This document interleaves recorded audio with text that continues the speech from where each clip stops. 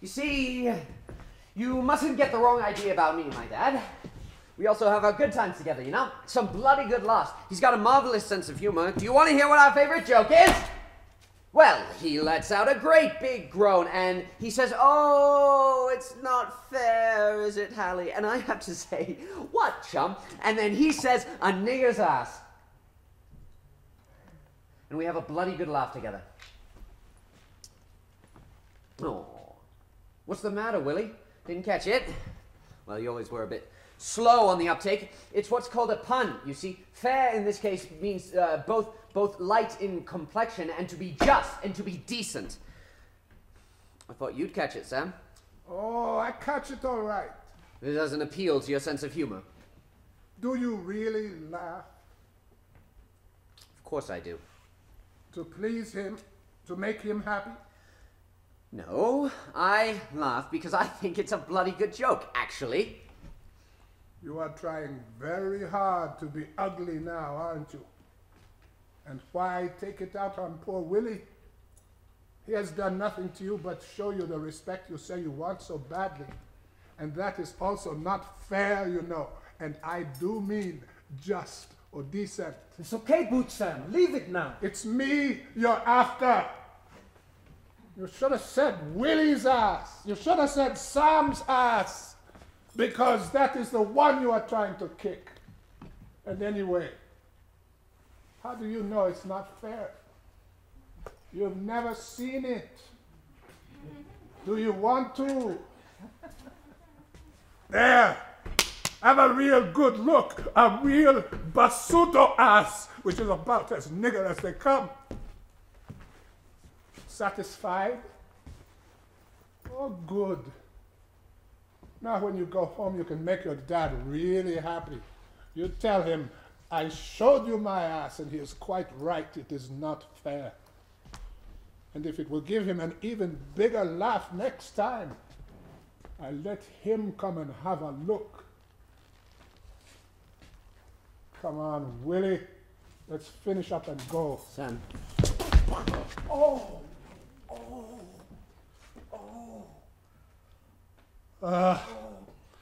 It's all right, Willie.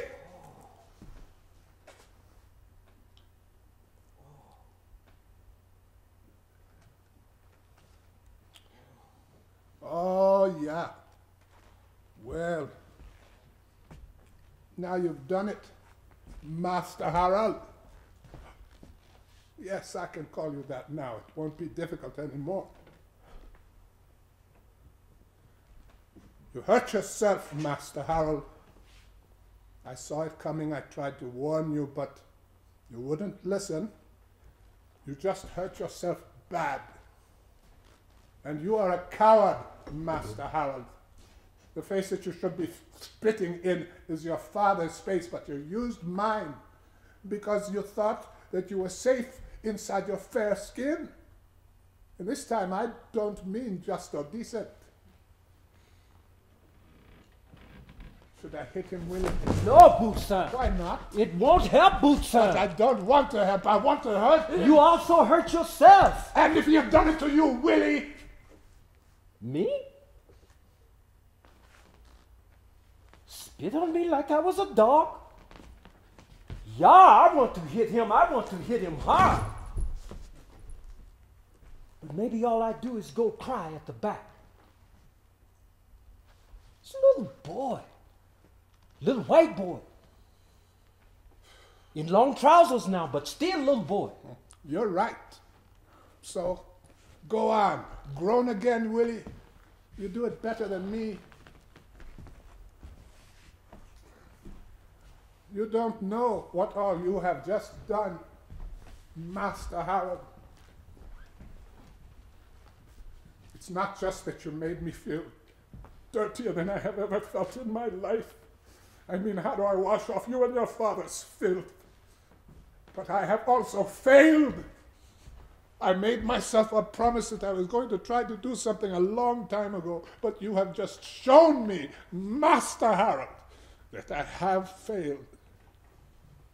I too have a memory of a little white boy in short trousers and a black man, but they are not flying a kite. It was in the old Jubilee days.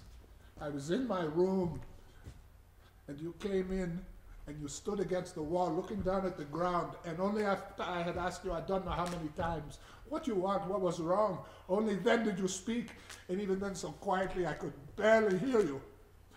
Sam, would you please help me go and fetch my dad? Remember, he was dead drunk on the floor of the Central Hotel bar, and they phoned your mother to come and fetch him, but you were the only one home.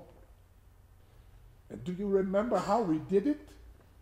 You had to go in first to ask permission for me to come in, and then I loaded him on my back and carried him back to the boarding house like a baby, with you following behind carrying his crutches.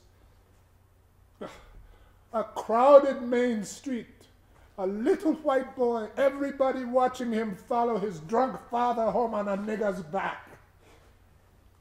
I felt for that little boy, Master Harold. I felt for him. After we got him back, we still had to clean him up, remember? He had messed in his trousers, and we had to get them off and get him back into bed. I love him, Sam.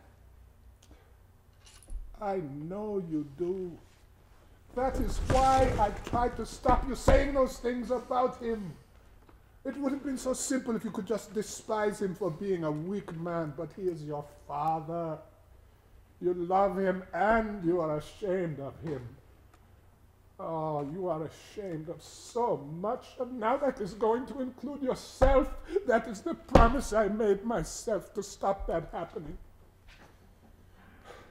After we got back and got into bed, you came back to my room, and you stood against the wall looking down at the ground, and for days after that. You had done nothing wrong, but you went around as though you owed the world an apology just for being alive. Oh, I hated to see that. That is not the way a boy grows up to be a man. But the one person who should be teaching you that was the cause of your shame. If you really want to know, that is why I made you that kite. I wanted you to look up, to be proud of something, of yourself. And you certainly were that day when I left you on that hill.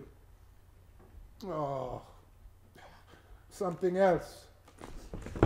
If you ever do write that short story, there was a twist to our ending. I could not sit there and stay with you. It was a whites-only bench. You were too young and too excited to see that then, but not now. If you are not careful, Master Harold, you're going to be sitting up there by yourself for a long time to come, and there won't be any kite in the sky.